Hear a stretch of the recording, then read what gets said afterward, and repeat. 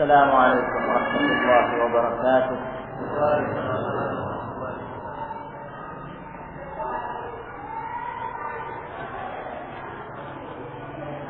بسم الله الرحمن الرحيم. إن الحمد لله نحمده ونستعينه ونستغفره ونعوذ بالله من شرور أنفسنا ومن سيئات أعمالنا. من يهده الله فلا مضل له ومن يضلل فلا هادي له. أشهد أن لا إله إلا الله وحده لا شريك له وأشهد أن محمدا عبده ورسوله. يا أيها الذين آمنوا اتقوا الله حق تقاته ولا تموتن إلا وأنتم مسلمون. يا أيها الناس اتقوا ربكم الذي خلقكم من نفس واحدة وخلق منها زوجها وبث منهما رجالا كثيرا ونساء واتقوا الله الذي تساءلون به والأرحام إن الله كان عليكم رقيبا.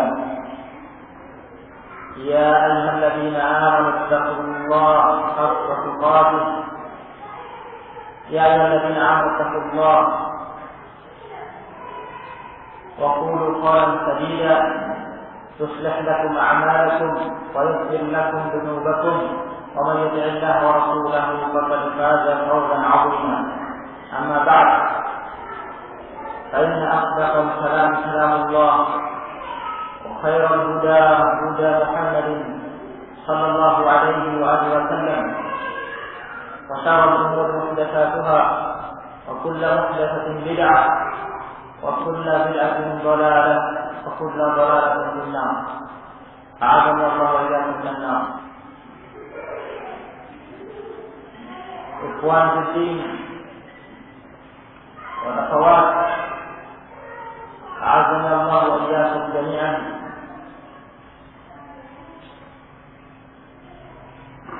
Kita sangat bersyukur kepada Allah Subhanahu wa taala yang senantiasa melimpahkan rahmat-Nya, karunia-Nya kepada kita sampai detik ini. Dan nikmat yang terbesar yang kita rasakan adalah nikmat Islam, nikmat iman, nikmat ilmu. Diberinya kita oleh Allah Subhanahu wa taala taufik untuk berserah diri kepadanya sebagai seorang muslim yang muwahhid mentauhidkannya, sebagai seorang yang beriman kepadanya. Dan Allah Subhanahu wa taala membimbing kita untuk mengenal talabul ilmu, menuntut ilmu syar'i, ilmu agama, pada saat kebanyakan dari manusia melalaikannya. Pada saat ini lagi-lagi Allah Subhanahu wa taala memberikan karunia yang besar kepada kita. Tatkala Allah Subhanahu wa taala memberikan taufik kepada kita untuk berkumpul di masjid ini, yang semoga Allah Subhanahu wa taala menurunkan berkah-Nya dan senantiasa menjaganya. Merupakan salah satu masjid dari masjid-masjid Ahlus Sunnah wal Jamaah yang darinya diharapkan kebaikan ini akan menyebar, dan darinya diharapkan akan menerangi kaum muslimin yang ada di sekitarnya yang sedang berada dalam kegelapan dalam mengarungi kehidupan dunia ini, yang jauh dari ilmu, jauh dari bimbingan ulama. Kita diberi taufik oleh Allah Subhanahu wa taala berkumpul di masjid ini dalam rangka untuk berzikir kepada Allah, mengingat Allah, membaca ayat Allah, sunnah-sunnah Rasulnya, mempelajari ilmu syar'i. Kita tentu saja berhak, kita termasuk dari apa yang disabdakan oleh Rasulullah SAW.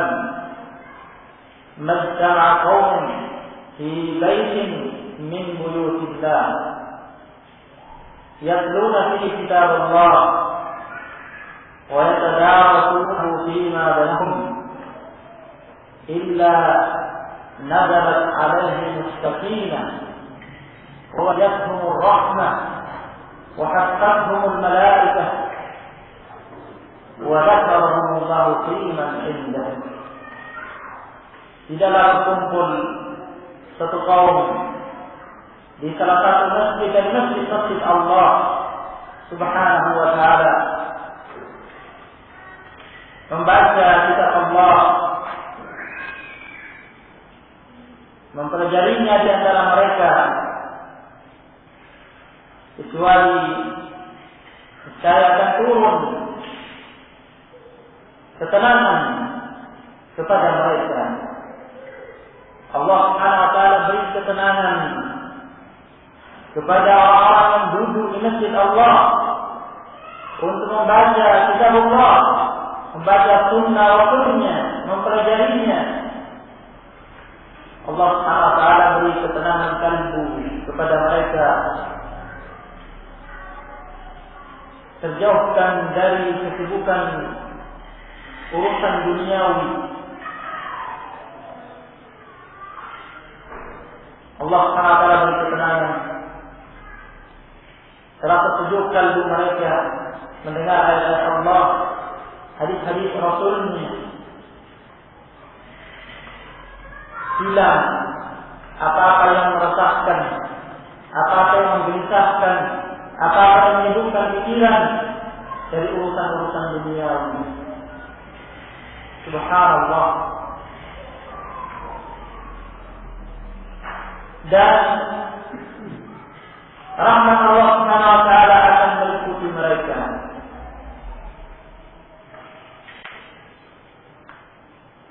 Para malaikat akan mengitari mereka, dan Allah Subhanahu wa ta'ala akan menjemput mereka, menyanjung-nyanjung mereka di kalangan para malaikat yang ada di sini. Ini ganjaran yang besar, kemuliaan dari Allah Subhanahu wa ta'ala bagi para penuntut ilmu yang duduk di masjid Allah Subhanahu wa ta'ala dalam rangka mencari kebaikan, dalam rangka menuntut ilmu.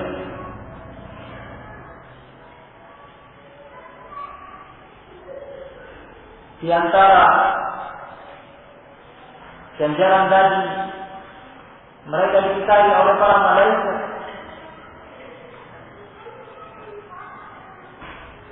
sebagai suatu bentuk keridhaan malaikat kepada para penuntut ilmu. Dalam hadis yang lain dikabarkan oleh Rasulullah alaihi salatu wassalam, man salaka tariqan yaltamisu fihi ilman salakallahu lahu bihi tariqan ilal jannah. Barang siapa menempuh suatu perjalanan, menempuh suatu jalan untuk menuntut ilmu, niscaya Allah Subhanahu wa ta'ala akan memudahkan baginya dengan itu, dengan sebab itu, jalan menuju jannah, menuju surga. Wa innal malaikata la tad'u ajnihataha ridan bi talib ilm. Dan sesungguhnya para malaikat meletakkan sayap-sayap mereka sebagai wujud ridhonya mereka kepada seorang penuntut ilmu yang menempuh satu jalan dalam rangka untuk menuntut ilmu, menempuh jalan, menempuh perjalanan untuk datang ke masjid Allah, untuk duduk mempelajari agama Allah.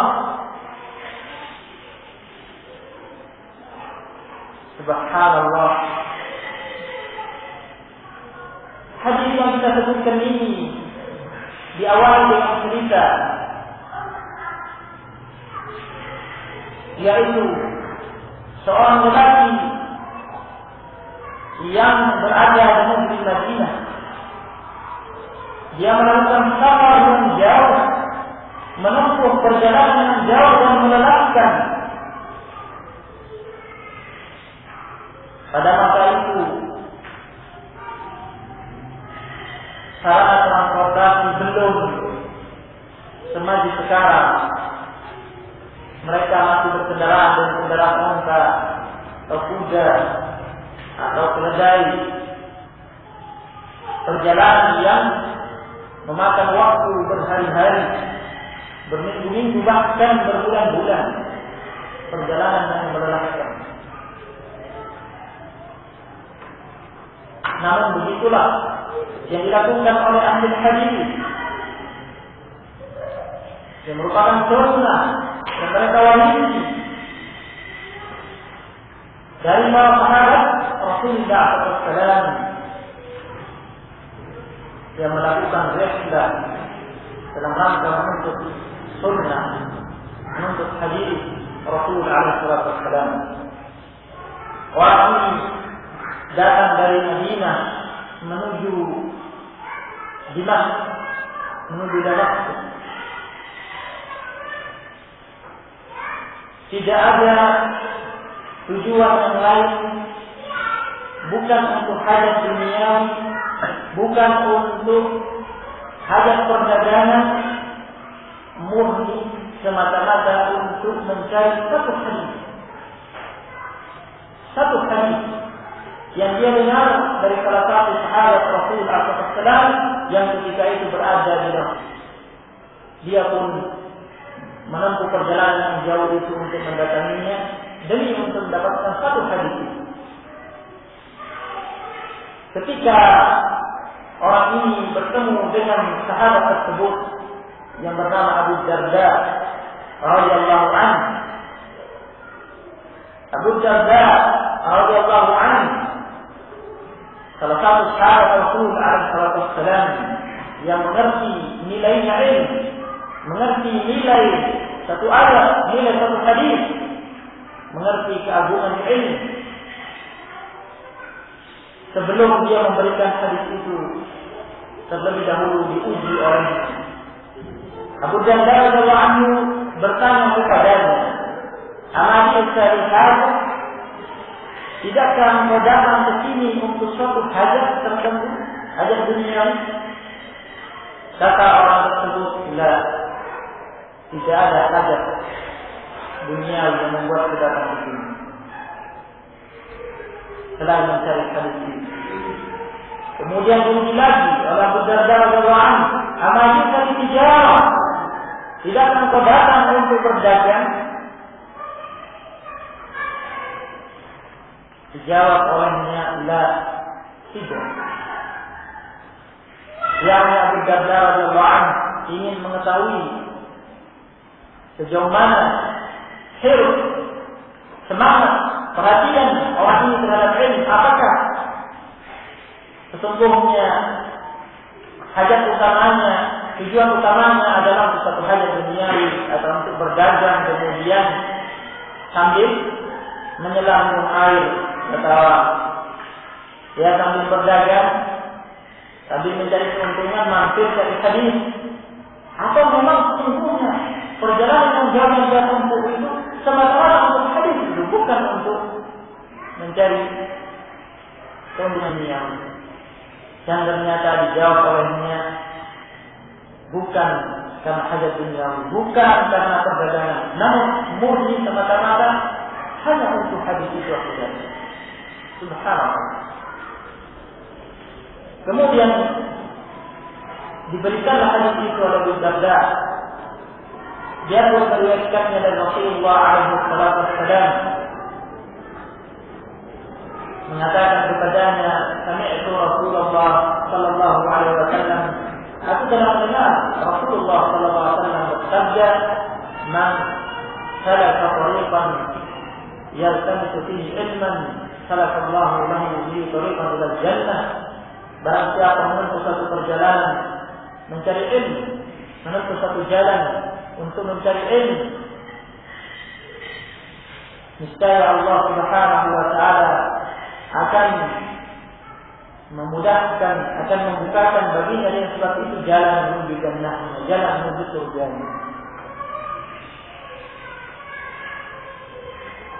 Wa innal malaikata la tad'u ajnihataha ridan bi talibil ilm. Dan sesungguhnya para malaikat meletakkan sayap-sayap mereka sebagai wujud ridhonya mereka kepada seorang penuntut ilmu. Wa innal 'alima la yanfiru lahu man fis samawati wa man fil ardh hatta al-insan fil ma'. Dan sesungguhnya seorang alim, seorang yang berilmu, seorang pembawa ilmu, al-musyarrif, dimintakan ampun oleh penduduk langit dan penduduk bumi. Penduduk langit adalah malaikat, penduduk bumi adalah manusia, jin, binatang. Hatta insan filma, hingga para ikan-ikan yang ada di air ikut beristighfar, ikut memintakan ampun bagi seorang alim. Waqad al-alim al-alim, dan keutamaan seorang yang berilmu atas seorang yang gemar beribadah. Kafadlil qamari fi lailatul badri ala sa'il kawakib, seperti keutamaan sinarnya bulan di malam bulan purnama dibandingkan sinarnya bintang-bintang yang lain. Karena seorang alim merupakan penerang dengan ilmunya, penerang bagi penduduk bumi, membawa cahaya dari Allah, cahaya ilmu yang menerangi bumi ini, yang membimbing hamba-hamba Allah Subhanahu wa taala untuk mengarungi kehidupan dunia ini di atas ilmu, tidak dengan meraba-raba dalam menjalani kehidupan ini, tidak dengan meraba-raba dengan perasaan, dengan akal pikiran sendiri, dengan hawa nafsu sendiri, melainkan dengan cahaya ilmu dari Allah SWT. Maka bagaikan bulan di malam bulan purnama yang menerangi bumi. Berbeda dengan seorang alim, seorang ahli beribadah, manfaatnya kembali kepada dirinya sendiri. Manfaat ibadahnya hanya untuk dirinya sendiri dan tidak untuk orang lain.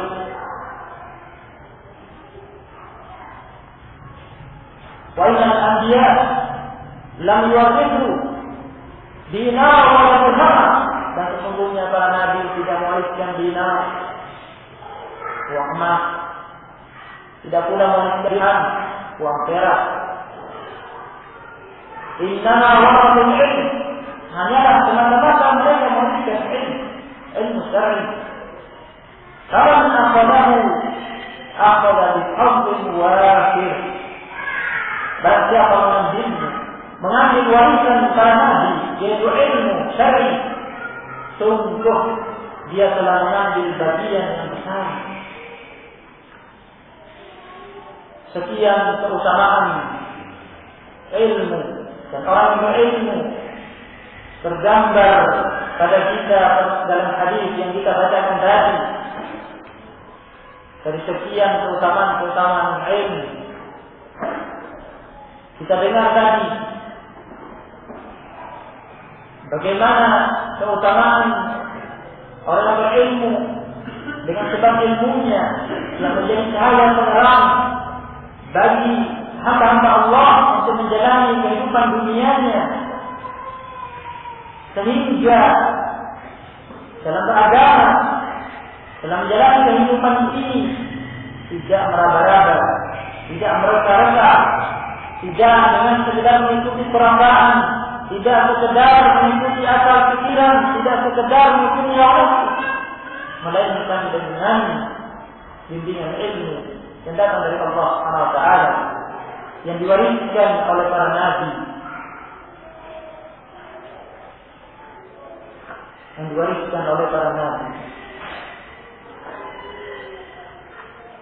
Oleh karena itu, dapat disimpulkan bahwa kunci kebaikan seorang hamba adalah ilmu. Kunci kebaikan seorang hamba adalah ilmu. Barang siapa ingin meraih kebahagiaan hidup di dunia akhirat, ingin meraih kebaikan di dunia dan di akhirat, maka hendaklah dia berilmu, hendaklah dia menuntut ilmu. Dan Rasulullah SAW dalam menegaskan ini dalam hadisnya yang sahih muttafaq alaih dari Muawiyah bin Abi Sufyan radhiyallahu anhuma, Rasulullah SAW yaqul, man yuridillahu bihi khairan yufaqihuhu fid-din. Man yuridillahu bihi khairan yufaqihuhu fid-din. Barang siapa diinginkan oleh Allah kebaikan atasnya, niscaya Allah Subhanahu wa taala akan memfaqihkannya dalam agama ini, akan memberikan fikih kepadanya, pemahaman kepadanya dalam agama ini. Fikih di sini meliputi pemahaman dalam hal akidah, tauhid, hukum-hukum fikih dan seluruh ilmu-ilmu yang ada dalam syariat ini. Rasulullah SAW mengabarkan, barang siapa diinginkan Allah SWT kebaikan atasnya, Allah SWT beri dia ilmu. Hal ini menunjukkan bahwa kunci kebaikan adalah ilmu. Dengan ilmu itulah seseorang akan beriman dengan benar. Dengan ilmu itulah seseorang akan beriman dengan benar. Beriman kepada Allah, beriman kepada para malaikatnya, beriman dengan kitab-kitab yang Allah turunkan, beriman dengan hari akhir, beriman dengan takdir baik dan takdir buruk, mengimani hal-hal tersebut dengan ilmu. Jika seseorang tidak dibimbing oleh ilmu, akidahnya, keyakinannya dalam beriman akan melenceng dari apa yang diinginkan oleh Allah dan Rasulnya.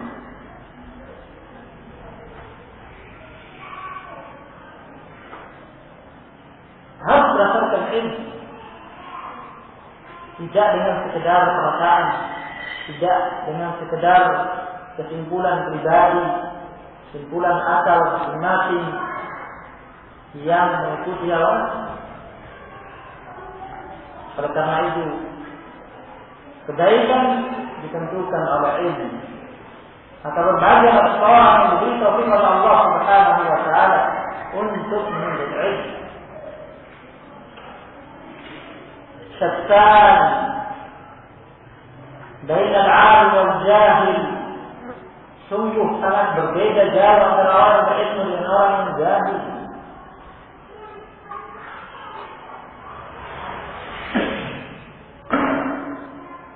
Allah Subhanahu wa taala berfirman, "Awaman kana maitan fa ahyaynahu wa ja'alna lahu nuran yamshi bihi fil nas, kaman mathaluhu fi dhulumat, laysa bi kharijin minha, kadzalika zuyyina lil kafirina ma kanu ya'malun."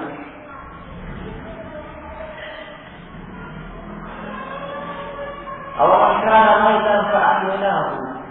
Apakah seseorang yang mati kalbunya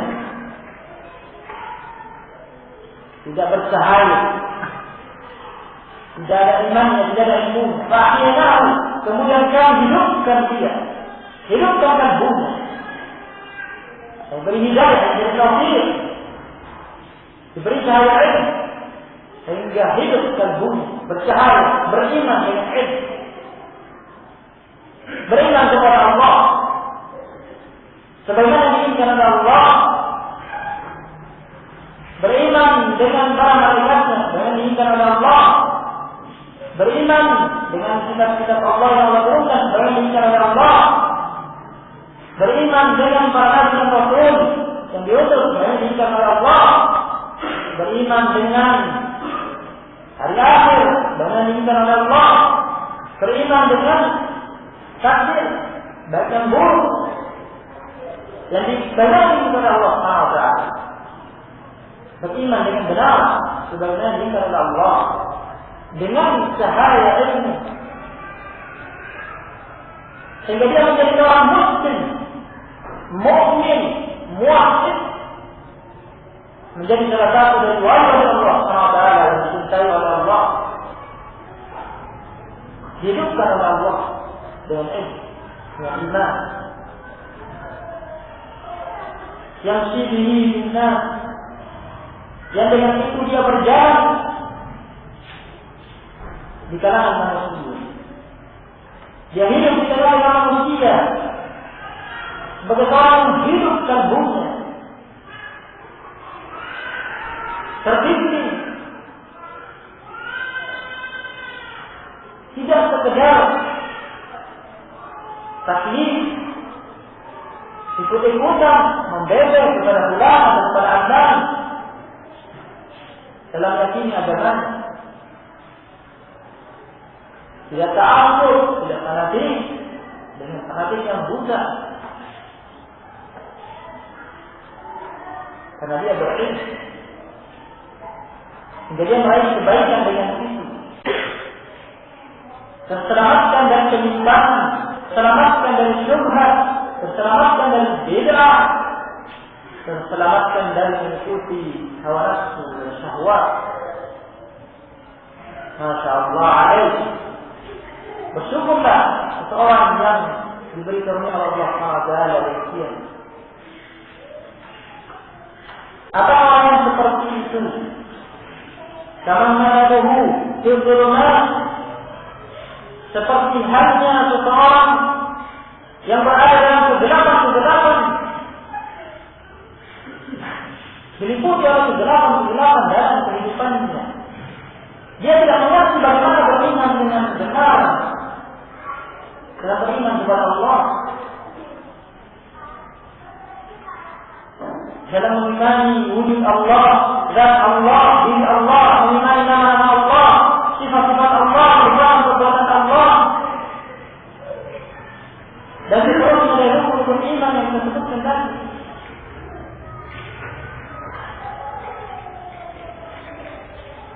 Dia dalam kegelapan-kegelapan, dalam menyembah Allah Subhanahu wa taala, tidak mengerti bagaimana ajaran Rasul dalam ibadah kepada Allah,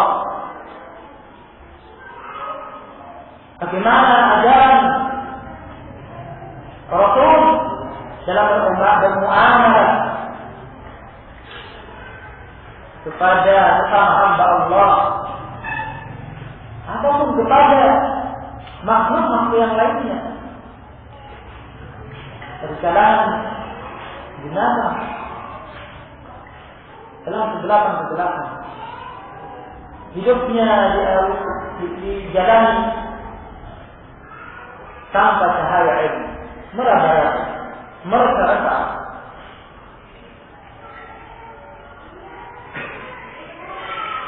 Suatu ketika terjatuh dalam satu syubhat, ketika yang lain jatuh dalam bid'ah yang lain, jatuh dalam ta'assub, sanadi kepada sesuatu yang salah, dan seterusnya. Sama seperti itu rumah.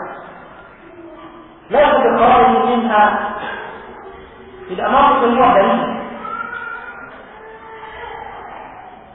Sedangkan di Indonesia firman yang Demikianlah dihiasi keadaan orang-orang yang jahil atas apa yang mereka amalkan. Yang menghiasinya adalah syaitan. Yang menghiasinya adalah syaitan.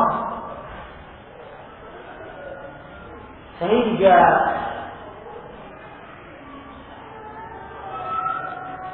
dia tidak mampu melihat yang benar. Dia melihat indah amalannya, berbangga diri dengan apa yang ada terjadi.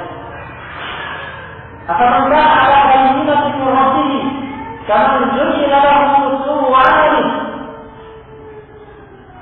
wa tabi'u ahwa'ahum. Apakah orang yang berada di atas bayyinah, di atas kejelasan, di atas ilmu, di atas cahaya ilmu, kaman zuyyina lahu su'u 'amalih, seperti orang yang dihiasi baginya kejelekan amalan hingga dia merasa di atas kebenaran padahal di atas kebatilan. Dia di atas kejelekan, namun dia merasa berada di atas kebaikan. Wattaba'u ahwa'ahum, yang mereka memperturutkan hawa nafsu mereka.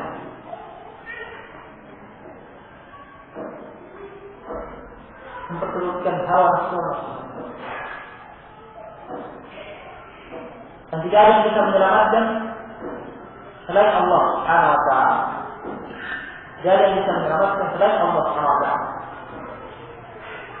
Rasulullah SAW dikatakan kepadanya oleh Allah Subhanahu wa ta'ala, "Ara'aita man ittakhadha ilahahu hawahu?"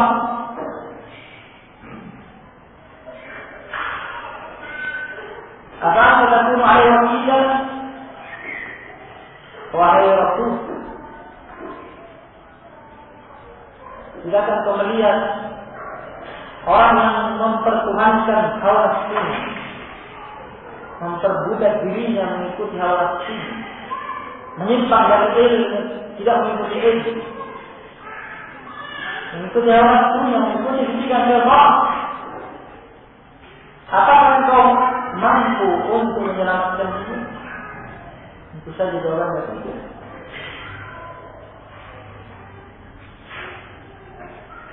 Dan ayat yang lain, "Awalam yattakhidha ilaha hawahu wa adallahi Allahu 'ala ilm." Tidakkah engkau melihat orang yang menjadikan hawa nafsunya sebagai Tuhannya, mengikuti hawa nafsunya, memperturutkan hawa nafsunya, memperbudak dirinya, menghambakan dirinya kepada hawa nafsunya, dan Allah Subhanahu wa ta'ala sesatkan dia di atas ilmu. Wa khatama 'ala sam'ihi wa qalbihi. Allah Subhanahu wa ta'ala mengunci pendengarannya untuk mendengar kebenaran, mengunci kalbunya untuk dimasuki oleh kebenaran. Wajah ala basarnya bisyarah, dan Allah Subhanahu wa ta'ala beri selalu dan adanya sehingga tidak bisa melihat kebenaran. Kama yahdihi min ba'dillah, kama yahdihi min ba'dillah. Siapa yang bisa memberi hidayah kepadanya setelah Allah Subhanahu wa ta'ala meninggalkannya, setelah Allah menutup pintu hidayah darinya karena kemauan dia sendiri, lebih memilih hawa nafsunya daripada bimbingan Allah Subhanahu wa ta'ala, sehingga Allah menghukumi sesuai dengan keinginannya sendiri. Allah tetapkan dia. Siapa yang bisa menyelamatkannya setelah itu? Apakah tadhakkarun? Tidak kalian saya mengambil pelajaran dari hal yang demikian.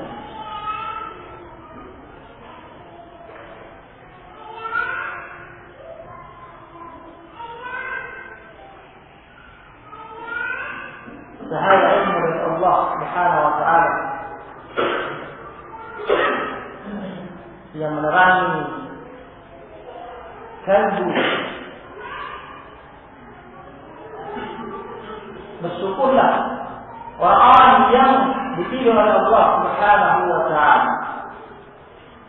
Allah terangi kalbunya dengan hidayahnya. Kemudian Allah Subhanahu wa taala beri taufik kepadanya.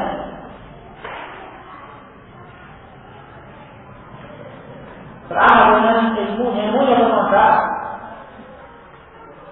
Dia terbimbing dalam jalan kehidupannya dengan ilmu yang dimilikinya. Tidak kemudian menjadi orang yang disesatkan di atas ilmu. Ia dan bisa. Ilmu nadir, ilmu yang bermanfaat. Oleh karena itu, kita harus bersemangat selalu dan memiliki perhatian yang besar untuk menuntut ilmu pada setiap kesempatan kita. Rasulullah SAW bersabda, "Ihris ala al-manfaat wasta'in billah." Bersemangatlah engkau untuk meraih apa yang bermanfaat bagimu. Meliputi apa saja yang bermanfaat dari perkara-perkara dunia dan perkara-perkara akhir. Terutama yang bermanfaat untuk akhirat kita. Perkara-perkara dunia jika disyukuri kemudian dimanfaatkan dalam rangka untuk mengejar akhirat, dalam rangka untuk mensyukuri Allah, digunakan untuk mensyukuri Allah, untuk beribadah kepada Allah, sehingga manfaatnya juga kembali kepada masyarakat akhir. Hendaklah kita bersemangat, memiliki perhatian yang besar untuk mengejar apa yang bermanfaat. Wasta'in billah, mohonlah pertolongan kepada Allah untuk mengejar hal yang bermanfaat itu. Wala ta'jil, dan jangan merasa lemah. Jangan merasa lemah. Pertama kali harus kita tanamkan dalam lubuk diri kita untuk senantiasa semangat dan perhatian mengejar apa yang bermanfaat. Yang paling bermanfaat adalah ilmu nafi', ilmu yang bermanfaat, ilmu yang diamalkan, ilmu yang membimbing seseorang untuk meraih ridha Allah SWT. Ilmu yang membimbingnya beramal dengan amal saleh.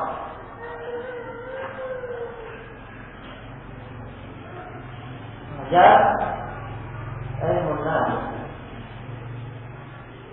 Kemudian hendaklah seseorang menyadari bahwa secerdas apapun dia, sepandai apapun dia, sekuat bagaimanapun dirinya, semuanya kembali kepada Allah. Jangan sampai seseorang mu'jabun bi nafsihi, merasa tertipu, terpedaya dengan kelebihan ada pada dirinya. Kemudian dia lupa, lalai untuk mengembalikan urusannya kepada Allah. Wasta'in billah, mohonlah pertolongan kepada Allah. La haula wa la quwwata illa billah. Tidak ada upaya kecuali dengan pertolongan dari Allah. Kembalikan kepada Allah SWT. Mohon pertolongan kepada Allah. Seseorang tidak akan mampu meraih apa yang dikejarnya jika Allah tidak menolongnya. Seseorang tidak akan mampu mempelajari ilmu tanpa pertolongan Allah. Dia tidak akan mampu beribadah tanpa pertolongan Allah. Tidak akan mampu memperbaiki ibadahnya tanpa pertolongan dari Allah. Wasta'in billah. Wala ta'jil, dan jangan merasa lemah. Berikutnya, jangan sampai dipengaruhi oleh syaitan, merasa tidak mampu, merasa lemah, merasa tidak mampu untuk melakukan suatu ibadah, merasa tidak mampu untuk belajar, untuk menuntut ilmu. Kemudian akhirnya diliputi oleh kemalasan atau diselimuti oleh keputusasaan, wala ta'jil. Jangan berputus asa, jangan merasa lemah. Nah, yang penting pertama kali adalah semangat, kemauan, perhatian. Berikutnya memohon pertolongan kepada Allah. Yang ketiga merasa mampu insya Allah dengan pertolongan Allah dan tidak lemah. Dan setiap orang akan diberikan apa yang Allah Subhanahu wa taala takdirkan baginya. Para sahabat radhiyallahu anhum, jika kita memperhatikan sirah kehidupan mereka yang demikian cemerlang, subhanallah, sesungguhnya pada kehidupan mereka terdapat tauladan yang baik bagi kita. Bagaimana tidak mereka hidup di bawah bimbingan langsung oleh Rasulullah SAW. Betapa besar skill mereka untuk mengejar fadilah, keutamaan, kebaikan, mengejar ilmu dari Rasulullah SAW, beramal saleh, berlomba-lomba mereka, radhiyallahu anhum.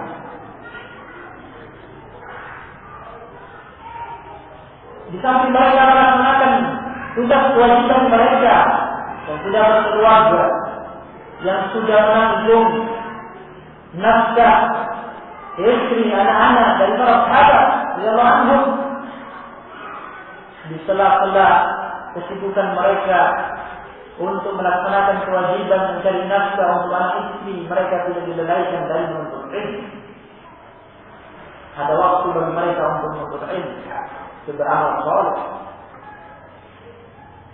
Tidak ada yang mau ketinggalan. Di antara contoh yang sangat menunjukkan yang diriwayatkan dalam Sahih Bukhari pada kitabul ilm, kisah Umar bin Khattab radhiyallahu anhu bersama dengan seorang pemuda Ansar. Umar bin Khattab radhiyallahu anhu, orang kedua, manusia kedua termulia, terbaik di sisi Allah Subhanahu wa taala setelah para nabi dan rasul. Manusia kedua yang termulia di sisi Allah Subhanahu wa taala setelah para nabi dan rasul. Juga sibuk bekerja, berjaga, mencari rezeki, menempuh sebab-sebab yang dibolehkan, yang disyariatkan untuk mencari rezeki. Bagaimana para sahabat yang lain. Namun beliau mampu mencapai derajat tertinggi ini,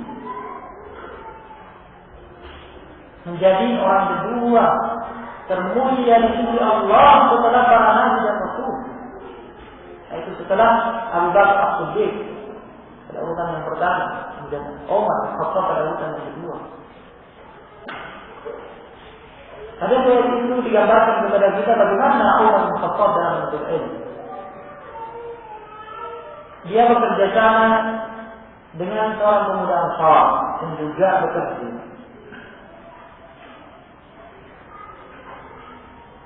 Jika datang giliran Umar untuk berangkat bekerja, sehingga dia tidak mungkin menghadiri majelis Rasulullah SAW, artinya harus ghaib dari majelis. Waktu itu belum ada lesbi, belum ada rekaman, belum ada tasjilan. Nah, kita dengan ini kaset. Nah, keduanya membuat perjanjian. Apabila giliran Umar untuk berangkat bekerja, menjadi hari majlis, maka pemuda Ansar yang hadir kemudian apa-apa yang dia dengar dari Rasulullah SAW dan ilmu yang diajarkan kepada itu disampaikan kepada Umar.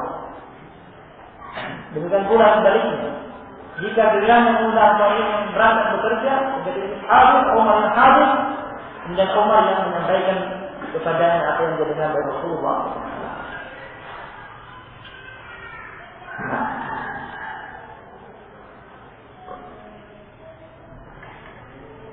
Apakah kita juga sudah seperti ini hirs kita menuntut ilmu? Ya, koleksi CD-CD kita sudah didengar, apa yang dikoleksikan dan didengar? Nah, jangan didengar, jangan dimurojaah, tidak dicatat.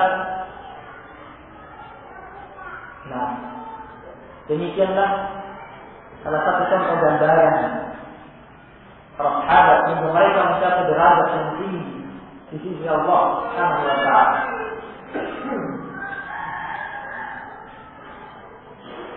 Subhanallah. Abu Hurairah radhiyallahu anhu sudah masyhur ceritanya sehingga beliau menjadi sahabat Rasul yang paling banyak hafalannya secara mutlak dari kalangan para sahabat, yang paling banyak menghafal hadis Rasul SAW dikarenakan mulazamah beliau sampai berani menahan lapar demi untuk mengikuti majelis-majelis Rasul SAW. Hingga suatu ketika pernah jatuh terguling-guling menahan lapar hingga disangka orang gila. Nah, ini untuk menuntut ilmu.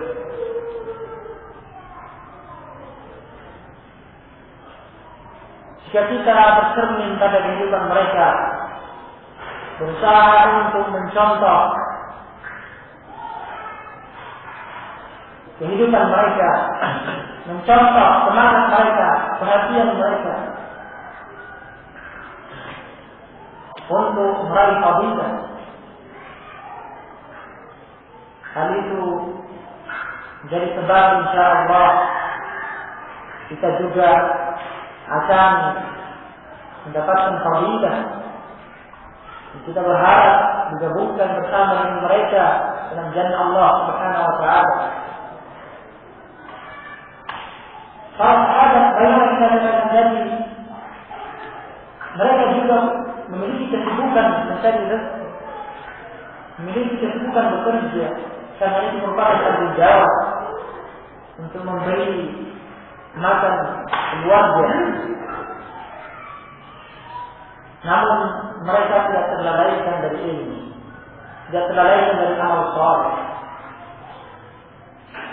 Di antara para sahabat ada di antara mereka yang diberi rezeki oleh Allah menjadi orang yang kaya raya. Ada di antara para sahabat yang kaya. Ma'ruf Abdurrahman bin Auf radhiyallahu anhu termasuk dari yang terkaya di kalangan para sahabat. Uthman bin Affan radhiyallahu anhu termasuk dari terkaya di kalangan para sahabat. Dua nama yang anak sebutkan termasuk dari kalangan para sahabat yang terkaya pada waktu itu, keduanya termasuk dari para sahabat yang termulia.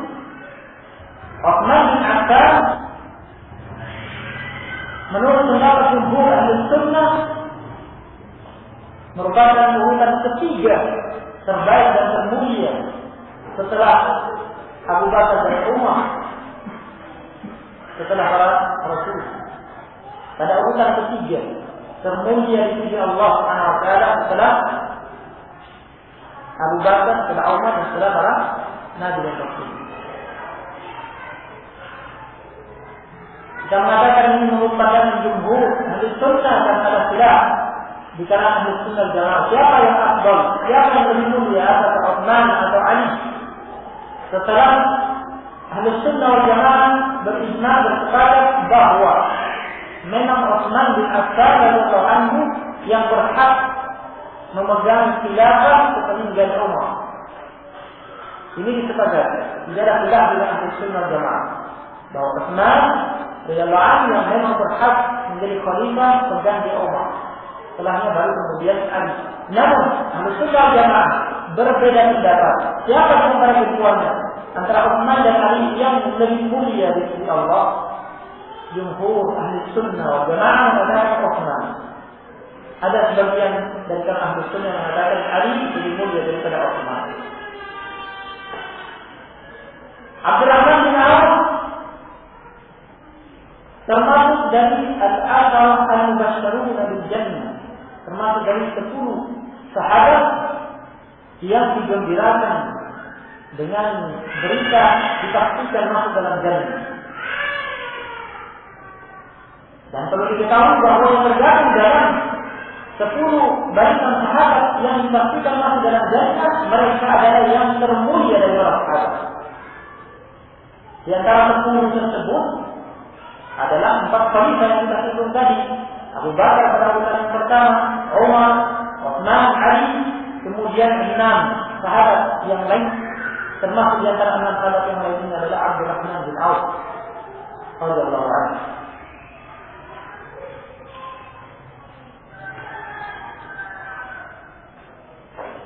Abu Bakar As-Siddiq radhiyallahu anhu juga termasuk yang berkecukupan.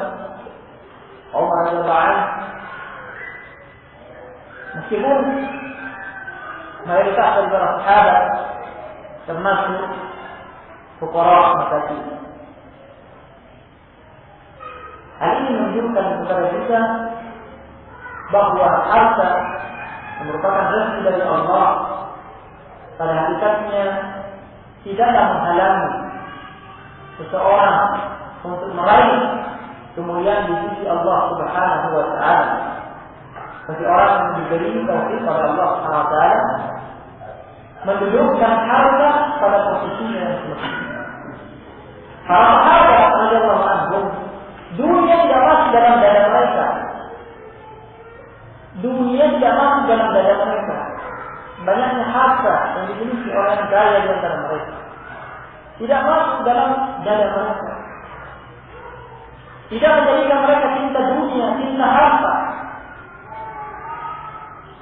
Oleh karena itu, dengan mudahnya mereka menyalurkan harta yang mereka miliki demi untuk kejayaan agama Allah Taala. Agama di atas segala-galanya bagi mereka. Mereka cinta aku. Harta yang mereka miliki tidak menghalangi mereka untuk berjihad dalam Allah yang mempertaruhkan jiwa raga dan harta benda.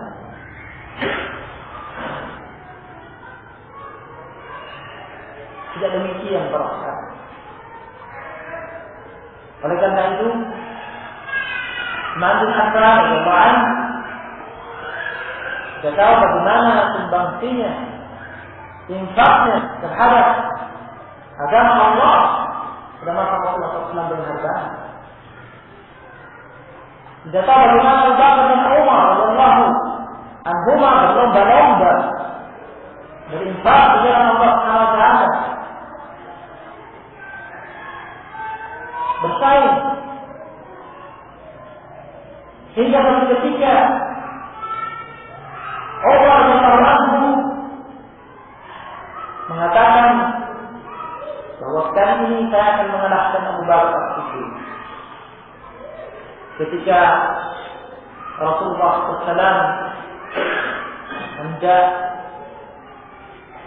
berangkat untuk satu perang yang membutuhkan dana yang besar dan pemerintah kekurangan pada waktu itu. Kemudian Rasulullah SAW membawa para sahabat pemerintah. Kata Umar, "Ta'abdil Abu Bakar al-yawm." Hari ini aku akan mengalahkan Abu Bakar. Faja'alnya simali. Maka datang Umar radhiyallahu anhu membawa setengah daripada hartanya, kamarlah. Setengah dari hartanya, bukan 1/10-nya. Nah, bukan 1/20-nya, setengahnya dibawa oleh Umar radhiyallahu anhu. Setengahnya disisakan untuk keluarganya. Ternyata tidak lama setelah itu datang Abu Bakar As-Siddiq Siddiq radhiyallahu anhu membawa seluruh harta, tidak ada yang disisahkan. Lagi-lagi kalah Umar radhiyallahu anhu. Nah, sehingga Umar radhiyallahu anhu menyatakan memang saya tidak bisa mengalahkan. Nah, barakallahu fiik. Bukan berarti kemudian kita mengatakan, ya Allah, siapa yang bisa mengikuti Abu Bakar Siddiq bawa penghargaan untuk dakwah. Nah, yang silakan. Karena hal ini tidak dikerjakan kecuali apabila terpenuhi pada persyaratan seperti Abu Bakar Siddiq radhiyallahu anhu. Diterangkan oleh Al-Utsaimin rahimahullah pada pembahasan fikih sedekah, dan para ulama sebelumnya, bahwa yang afdal menjalankan dalam berinfak dalam bersedekah adalah kelebihan daripada nafkah yang wajib untuk keluarga. Sedekah yang sifatnya mustahab, tambahan keutamaan selain wajib, disyariatkan berupa kelebihan harta seseorang yang lebih dari apa yang dia butuhkan untuk nafkah wajib dirinya dan keluarga yang ditanggung nafkahnya olehnya. Adapun seseorang bersedekah, berinfak dengan mengambil nafkah wajib keluarganya sehingga mengantarkan keluarganya, maka ini tidak benar. Karena dia melakukan sesuatu yang mustahab kemudian meninggalkan yang wajib. Nah, Rasulullah SAW bersabda menerangkan hal ini, wa khairus shadaqah ma kana an dhahri ghina. Sedekah sedekah adalah yang merupakan kelebihan daripada nafkah wajib yang dibutuhkan. Namun dibolehkan bagi seseorang untuk bersedekah dengan seluruh hartanya, seperti yang dilakukan oleh Abu Bakar Siddiq radhiyallahu anhu. Namun dengan syarat, kata ulama rahimahullah, dengan syarat dia memiliki kemantapan iman dan kesabaran yang besar seperti yang ada pada diri Abu Bakar Siddiq. Dia mampu melakukan itu, mantap imannya, dan dia mampu bersabar. Bukan kemudian setelah itu pulang ke rumahnya merenung, menyesal, berpikir ke sana kemari, gimana ini? Nah, ini tidak dibenarkan. Nah, yang kedua, dia memiliki keahlian atau kemampuan untuk bisa mencari kembali gajinya. Dia memiliki keahlian untuk bekerja, keahlian untuk mencari harta, ya, secara persangkaan kuat, dia dalam waktu yang cepat mampu untuk mendapatkan kembali harta seperti itu dengan mudah, secara perhitungan manusiawi. Dan semuanya kembali kepada Allah. Adapun seorang tidak punya keahlian apa-apa, tidak punya pekerjaan tetap, kemudian melakukan itu, setelah itu tidak bisa apa-apa, tidak ada nafkah untuk dirinya, untuk keluarganya, tidak benar. Ini sekedar tanbih terkait dengan kisah Abu Bakar Siddiq radhiyallahu anhu agar tidak keliru mengamalkannya. Namun, syahid daripada ini gambaran bagi kita bahwa sahabat radhiyallahu anhum dunia tidak masuk dalam kalbu mereka, sehingga mereka tidak disibukkan oleh dunia, tidak dilalaikan oleh dunia, oleh harta, untuk mengejar akhirat, untuk mengejar ilmu, untuk beramal saleh.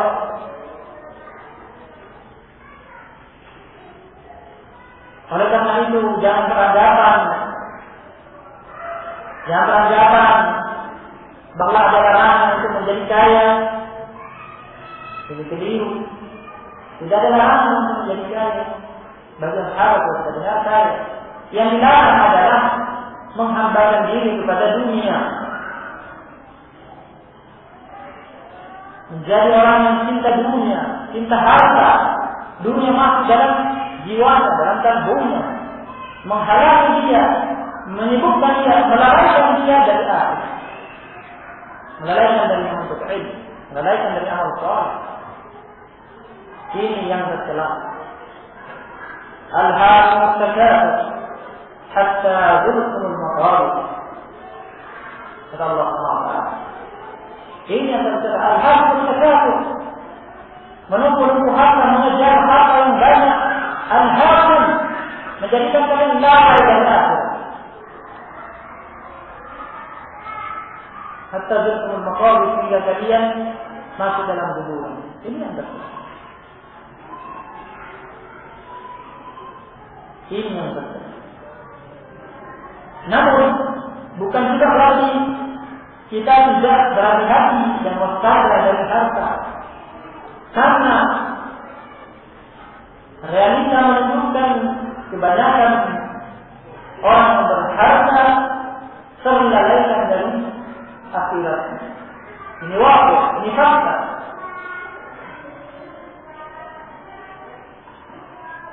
Dan ini memang merupakan fitnah tersendiri bagi umat ini. Oleh karena itu Rasulullah SAW mengingatkan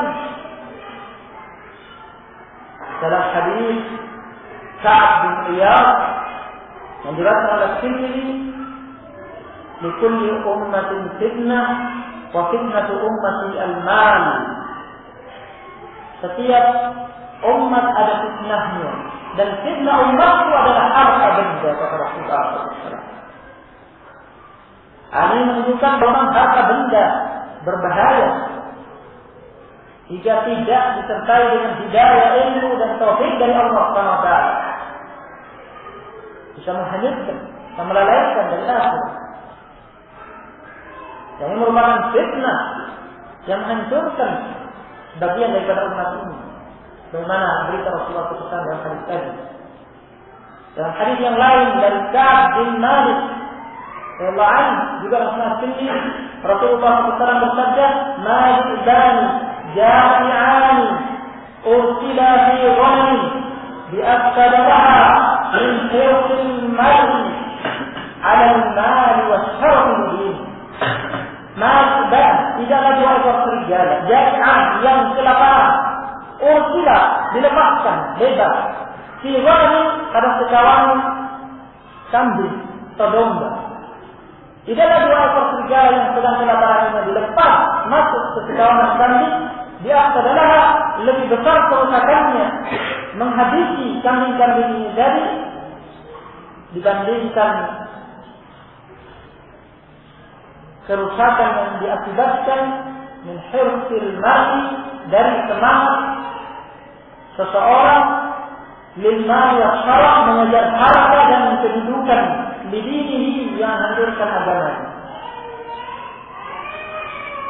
Semangat untuk mengejar harta dan kedudukan sangat berbahaya. Jadi termasuk penyebab terbesar dan dalam menghancurkan orang dalam agamanya. Digambarkan oleh Rasulullah SAW, kita bisa bayangkan apa akibat yang akan didapatkan oleh kambing-kambing tadi jika dua ekor serigala yang sedang kelaparan dilepas. Namun kerusakannya masih kalah jika dibandingkan kerusakan yang diakibatkan oleh semangat dan perhatian seseorang untuk mengejar harta benda dan kedudukan dalam merusak agama. Oleh karena itu Rasulullah SAW juga pada kesempatan yang lain, ketika Abdurrahman bin Auf datang dengan membawa harta dari Bahrain, di pagi harinya para sahabat, bagian sahabat fuqara yang berhajat, yang butuh, mereka datang menemui Rasulullah SAW selaku pemerintah yang memegang harta itu. Mereka minta bagian dari Rasul, dibantu oleh Rasul SAW dari harta yang baru datang ini. Rasulullah SAW mengerti para sahabatnya apa yang dimaukan oleh mereka. Beliau mengatakan kepada mereka, "Abshiru, bergembiralah kalian, wa amilu ma yasurrukum, angan-angankan apa yang akan membahagiakan kalian, mengembarakan kalian." Kita dengan harta ini. Artinya jangan khawatir, Rasulullah SAW tidak pernah menolak permintaan seseorang selama memang ada, mesti akan diberi. Namun diingatkan oleh Rasulullah SAW, "Mal faqra akhsha alaikum," bukan kefakiran, bukan kemiskinan yang aku takutkan pada kalian. Bukan kefakiran, bukan kemiskinan yang aku takutkan pada kalian, kata Rasulullah SAW. Walakin akhsha, namun aku takut antum sama alaikum dunia. Aku takut dunia akan dihamparkan di hadapan kalian, gemerlapnya dunia, dibukakan dunia bagi kalian. Fatanafasuha kama tanafasuha, hingga kalian berlomba-lomba mengejar dunia yang dihamparkan di hadapan kalian sebagaimana umat-umat sebelum kalian. Fatuhlikakum kama ahlakatkum, hingga dunia membinasakan kalian sebagaimana membinasakan umat-umat kalian. Sehingga dunia menghancurkan kalian, menghancurkan agama kalian sebagaimana menghancurkan umat-umat sebelum kalian. Ini adalah tahdid, peringatan yang keras kepada Rasulullah SAW dan umatnya agar waspada dari harta. Bukan berarti dilarang kaya, dilarang berharta. Namun seperti yang kita sampaikan tadi, yang terlarang adalah memperbudak diri mengejar harta, kemudian cinta harta, cinta dunia, kemudian lalai dari akhirat, lalai dari amal saleh. Namun tatkala ini adalah fitnah dan sedikit orang yang mampu selamat darinya, maka Rasulullah SAW mengingatkan hal ini. Mengingatkan hal ini. Antara kefakiran dan kekayaan lebih banyak yang merusak adalah kekayaan dibandingkan kefakiran. Karena itu Rasulullah SAW mengatakan, "Mal faqra akhsha alaikum," bukan kefakiran kemiskinan aku takutkan pada kalian. Walakin akhsha tudkhata lakum dunya, namun aku khawatirkan dunia dibukakan bagimu.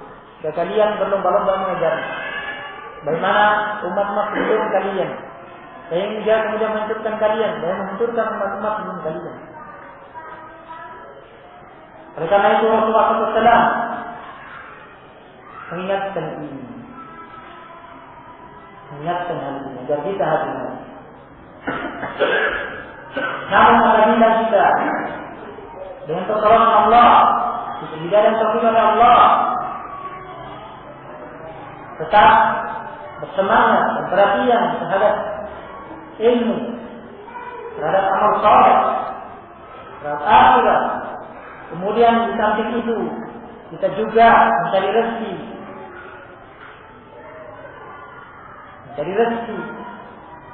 bukan untuk mengejar harta, bukan untuk menumpu-numpu harta. Namun jika Allah Subhanahu wa taala kurniakan kepada seseorang harta, dia kemudian menyalurkan hartanya kepada apa yang diridhoi oleh Allah Subhanahu wa taala, maka itu menjadi keutamaan tersendiri baginya, menjadi kemuliaan tersendiri baginya. Dua orang yang patut untuk kita iri kepadanya dalam arti agar kita bisa seperti dia, bukan iri yang negatif dalam arti kita dengki kepadanya dan kita berharap kebaikan itu hilang darinya, melainkan kita yakin seperti dia, orang yang diberi ilmu, kemudian dia ajarkan ilmunya. Orang yang diberi harta kemudian dia belanjakan hartanya di jalan Allah Subhanahu. Bagaimana dikabarkan oleh Rasul alaihi salatu wassalam. Sebagaimana kita waspada dari harta, dengan makna yang kita sampaikan tadi berdasarkan hadis-hadis Rasul alaihi salatu wassalam. Demikian pula kita juga harus waspada jika kita diberi ilmu oleh Allah SWT. Bukan berarti bahwa seseorang diberi ilmu kemudian ada jaminan selama dia masih hidup, jika dia sudah merasa berilmu, ada jaminan bahwa dia aman dari fitnah. Ilmu yang dimiliki oleh seseorang juga bisa menjadi fitnah bagi dirinya. Ya kemudian dengan ilmu itu menjadikan dia lupa diri,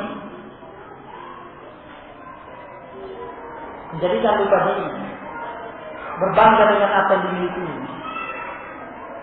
Kemudian dengan itu dia mencari syarat, mengejar kedudukan,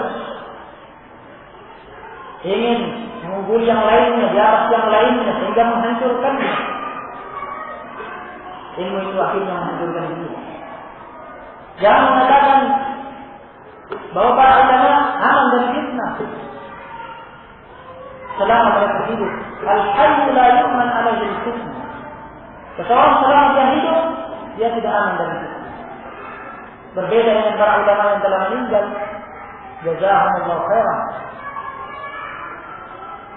Al-Islam muslimin. Demikian pula yang masih hidup, kita katakan jazahumullahu khairan. Al-Islam muslimin. Dan kita tentunya berdoa untuk diri kita dan para ulama kita agar mereka tetap sadar kokoh di atas agama Allah Subhanahu wa taala, di atas manhaj yang benar. Namun seseorang tidak boleh merasa aman dari fitnah selama dirinya masih hidup. Kalau ini pada diri seorang alim, bagaimana dengan seorang talibul ilm? Yang ini masih sedikit dibandingkan para ulama. Oleh karena itu seseorang tidak boleh sombong, berbangga diri dengan ilmu yang dimilikinya. Seseorang harus tawadhu, rendah diri, dan senantiasa mengingat bahwa ini dari Allah Taala. Laisa bihawli wala biquwwah, bukan karena semata-mata upaya, semata-mata kekuatanmu, kecerdasanmu, dan seterusnya. Fadlun min Allah. Tima jasa adalah keutamaan dari Allah diberikan kepada siapa yang diinginkan. Harus disyukuri dan dijaga hingga benar-benar menjadi ilmu nafi, ilmu yang bermanfaat. Tidak sedikit dari para ulama diberi ilmu oleh Allah kemudian terkena fitnah. Allah Subhanahu wa taala mengisahkan dalam Al-Quran untuk kita ambil ibrahnya, ambil pelajarannya. Allah Subhanahu wa taala berfirman, "Wa'fu 'alaihim naba alladhi atainahu ayatina fansalaha minha fa'atahu syaitan fa'atba'ahu syaitan fakana minal ghawin." Wahai Nabi, bacakan kepada mereka, pada umat, naba alladhi atainahu ayatina, berita tentang seorang alim yang kami berikan kepadanya, kami ajarkan kepadanya ayat-ayat kami. Fa'atahu minha, kemudian dia berpaling dari ajaran kami, dari ilmu yang dimiliki. Dia berpaling dari menyimpang setelah berilmu, setelah jadi alim. Fa'atahu syaitan, kemudian diikuti oleh syaitan. Setelah dia berpaling dari ilmunya, kemudian diikuti oleh syaitan untuk semakin menjerumuskan dia. Fakana minal ghawin, maka bila dia termasuk dari kalangan orang yang tersesat.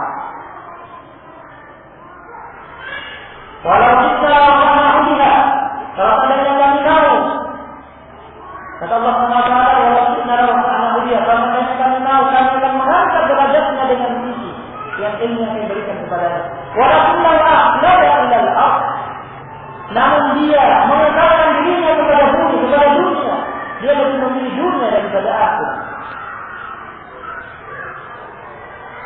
Memilih kepentingan dunia dan akhirat. Dan tidak pernah puas dengan apa yang didapatkannya di dunia ini.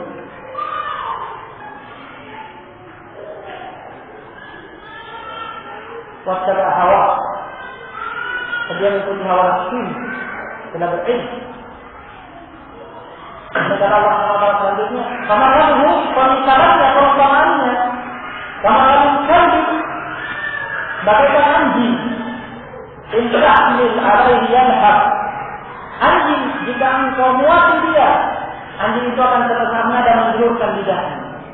Walau yalhaq, jika engkau biarkan dia engkau muati juga tetap menjulurkan lidahnya. Anjing kan begitu. Nah, setiap saat menjulurkan lidahnya terkena terus. Nah, dimuati atau tidak tetap begitu keadaannya.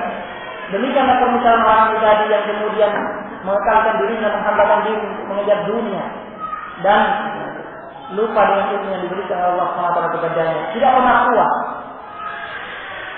Tidak pernah puas. Seperti permisalan yang diberikan. Jadi cara masalul ladina kadzabu bi ayatina. Itulah permisalan perumpamaan orang yang mendustakan ayat-ayat kami.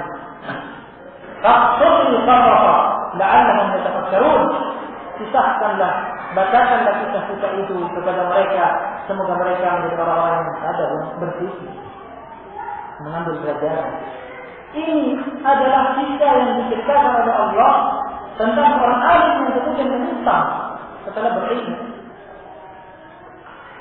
Pada masa lalu dan pada masa sekarang banyak contohnya. Banyak contohnya. Salah orang yang sering disebut oleh para ulama termasuk Syekhul Al-Wadi Muqbil bin Hadi Al-Wadi rahimahullah. Berapa kali kita mendengar dalam majelisnya beliau mencontohkan Abdullah Al-Qasimi. Abdullah Al-Qasimi seorang alim dan memiliki rudud bangsahan ilmiah terhadap ahli bidah ahwa yang sangat bagus. Namun kemudian seorang menjadi Nasrani. Iya. Siapa nama dengan alim dan sangat pandai membantah ahli bidah ahwa, kemudian menjadi seorang Nasrani.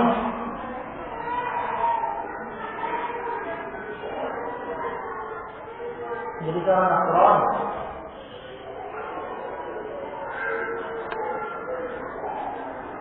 Para ulama dari kalangan Mu'tazilah, dari kalangan Asy'ariyah, dari kalangan Murji'ah yang menulis membela akidah Mu'tazilah, membela akidah Asy'ariyah, membela akidah Murji'ah, mereka dulunya adalah alim. Kemudian terkena syubhat, mengikuti hawa nafsu, kemudian menyimpang. Karena mereka memiliki ilmu, mereka mampu menulis kitab untuk membela mazhab Mu'tazilah yang kemudian diyakini, mazhab Asy'ariyah yang kemudian diyakini, mazhab Murji'ah yang kemudian diyakini. Mereka adalah ulama diri. Nah, banyak contoh. Abdurrahman Abdul Qadir dulunya adalah alim, sekarang menjadi Hizrawi, menjadi tokoh kegiatan As-Surah, pembela Hizbiyah, Jum'iyah, As-Surah, dulu alim, menyimpang setelah berilmu. Yusuf Al-Qaradawi dulu alim, dengan ilmunya dia bisa mengarang kitab yang ditahqiq oleh Syekh Al-Albani, Al-Halal wal-Haram. Kenapa tidak? Iya. Kumpulan hadis-hadis Al-Halal wal-Haram yang ditahqiq oleh Syekh Al-Albani.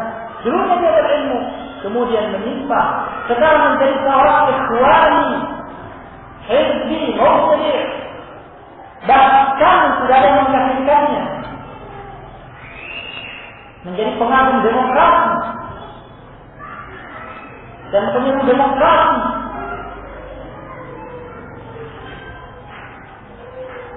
Yang beberapa tahun lalu datang ke Indonesia dan melihat kursi parlemen sedikit kursi untuk wanita, kemudian dia mengatakan belum sempurna demokrasinya di Indonesia ini. Kursi untuk wanitanya masih kurang, butuh ditambah. Sampai pada tingkatan saking kagumnya dengan demokrasi yang diantara penerapannya bukan adalah pemilu, sampai membuat pernyataan dia mengatakan dan terekam dalam kaset, sampai dia mengatakan kalau seandainya Allah yang menjadi kandidatnya, ya, calon pemimpinnya jadi kandidatnya dan Allah bersaing dengan seorang Yahudi kandidat yang lain untuk dilakukan pemilihan umum searah, maka Allah akan kalah suara. La ilaha illallah. Ketika sampai berkali kepada Al-Qayyim rahimahullah, beliau mengatakan qadir tabda al-Islam lam yakun. Dia telah masuk ke Islam kecuali kalau dia bertaubat. Dia telah menjadi Allah itu, kata Al-Qayyim rahimahullah. Qul anillahi wa ayati wa rasulihi kuntum tastamsirun. La ta'budu faqad kafartum ba'da iman. Katakan, apakah terhadap Allah, terhadap ayat-ayatnya, terhadap Rasulnya kalian memperoleh Allah? Sungguh kalian telah kafir. Jangan kalian mencari-cari alasan. Sungguh kalian telah kafir setelah iman kalian. Difonis kafir oleh Allah Subhanahu wa taala. Berdasarkan ayat ini, kecuali jika dia bertobat, maka kembali jadi muslim. Adapun Syekh kami Muqbil Al-Wadi rahimahullah dalam majlis yang hadiri ketika diputar kasetnya Al-Qardawi tersebut, setelah kita dengar bersama-sama, kemudian Syekh berfatwa dengan demikian. Kalau memang maksud dia, kata Syekh Muqbil, kalau memang maksud dia memperoleh Allah menjadi kafir, berdasarkan ayat tadi. Namun kalau maksud dia bukan memperoleh Allah, sekedar memberi gambaran bahwasanya suaranya orang kafir lebih banyak daripada suara orang beriman, karena penduduk bumi ini memang lebih banyak yang kafir daripada yang beriman, maka dia tidak kafir. Namun dia kafir, tidak pantasnya berbicara seperti ini. Ini kondisi dia sekarang. Al-Qardawi. Abu Bakar Al-Basri yang belum lama kasusnya dulu termasuk dari sederetan kibar ulama, sederetan ulama besar yang ditafsir oleh Muqbil dalam wasiatnya untuk dikembalikan kepada mereka problematika dakwah yang ada di negeri Yaman. Dari sederetan orang yang disebutkan, Abu Hakam termasuk yang disebut oleh Muqbil, termasuk juga ulama besar ya. Kemudian ternyata dia menyimpang dan nampak keburukannya, penyimpangannya, dia menjadi seorang ikhwani, menjadi mubtadi' hizbi ikhwani. Dan Syekh Rabi' rahimahullah hafizahullah mengatakan sesungguhnya dia punya ilmu, namun dia salah mengaplikasikannya dan dia menyimpang. Jadi kalau kalian mendengar satu fitnah, seorang yang terkenal alim besar, kemudian terdengar penyimpangan-penyimpangannya, kesalahan-kesalahannya, fitnahnya yang menggemparkan, jangan kemudian mengatakan kok bisa ya, saya nggak percaya, nggak mungkin dia bisa seperti itu, nggak mungkin dia punya statement seperti itu, nggak mungkin dia punya pernyataan seperti itu, nggak mungkin dia punya kesalahan seperti itu, saya nggak percaya.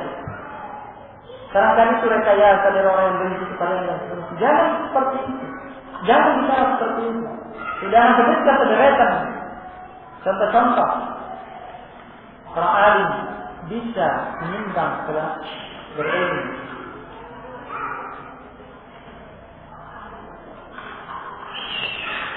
Karena al-hayya la yu'manu alaihi al-fitnah. Orang yang masih hidup, kenapa dia hidup? Tidak aman dengan fitnah.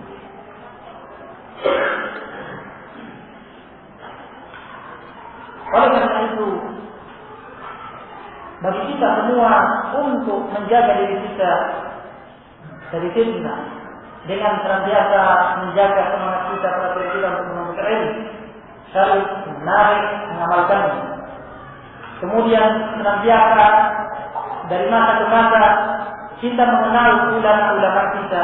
Siapa ulama-ulama besar umat ini yang menjadi rujukan umat ini, yang dengan mereka terapkan perintah Allah, kita menjaga diri kita dari fitnah, mengembalikan penyelesaian fitnah yang melanda kita kepada mereka. Setelah meninggalnya Al-Sabah yang dikenal sebagai Imam Ahmad pada abad ini, yang merupakan para mujaddid dakwah salafiyah pada abad ini, mereka semuanya telah meninggal dan meninggalnya juga berdekatan waktunya, yaitu Imam Al-Albani di negeri Syam, kemudian Imam Ibnu Baz bersama muridnya Al-Utsaimin di negeri Al-Hijaz dan Najd, kemudian Imam Muqbil Al-Wadi di negeri Yaman. Sepeninggal mereka yang meneruskan dakwah dari kalangan ulama-ulama besar pada masa ini yang masih hidup alhamdulillah, dan yang baru meninggal Syekh Al-Allamah Muhaddits Ahmad bin Yahya An-Najmi rahimahullah, yang baru meninggal. Dan yang masih hidup Al-Allamah Muhaddits Rabi' bin Hadi Al-Khalid, Al-Allamah Al-Faqih Shalih Al-Fawzan, Al-Allamah Muhaddits Al-Faqih Abdul Muhsin Al-Abbad,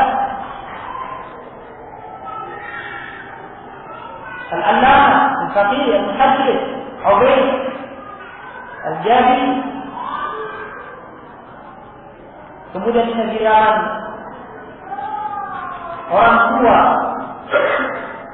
Salafiyun di Yaman yang tertua dan terbesar ilmunya, Al-Allamah Muhaddits Muhammad bin Abdul Wahhab Al-Usawi bersama dengan saudara ulama juga ada di sana.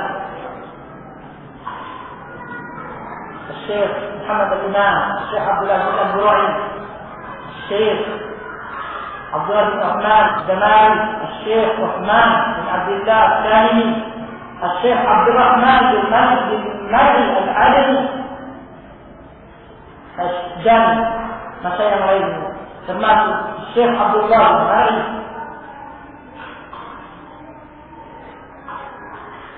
Kita harus mengenal para ulama ini. Kemudian kita senantiasa menjaga kesikuan kita kepada mereka. Apa-apa yang mereka bimbingkan, mereka sepakati untuk kebaikan dakwah ini, kita merujuk kepada mereka dalam rangka melaksanakan perintah Allah Subhanahu wa taala. Wa idza ja'ahum amrun min al-amri aw al-khawfi adha'u bih, dan jika datang suatu berita terkait dengan rasa aman dan rasa takut, serta mereka orang-orang menebarkannya, padahal tidak begitu semestinya. Yang memiliki hak untuk menetapkan hukum yang paling mengerti adalah para ulama besar. Walaupun ulama amri minhum, kalau kata mereka mengalihkan kepada Rasul, kepada para pemimpin mereka dari kalangan ulama-ulama besar, la'allahu alladziina yastanbituunahu minhum sungguh di antara mereka para ulama besar ini akan mengetahui, mengambil kesimpulan yang tepat terkait dengan perkara tersebut. Inilah cara kita, di antara cara kita untuk menjaga diri kita dari fitnah yang sedang melanda kita, atau fitnah berikutnya. Jika kita tidak bersama dengan ulama, maka itu adalah alamat kehancuran.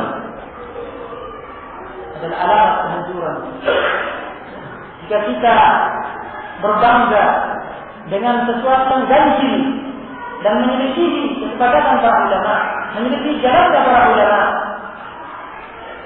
maka kita diambang kehancuran. Nasallallahu alaihi wasallam. Mudah-mudahan nasihat yang kita sampaikan sesungguhnya banyak yang kita sampaikan, namun waktu terbatas.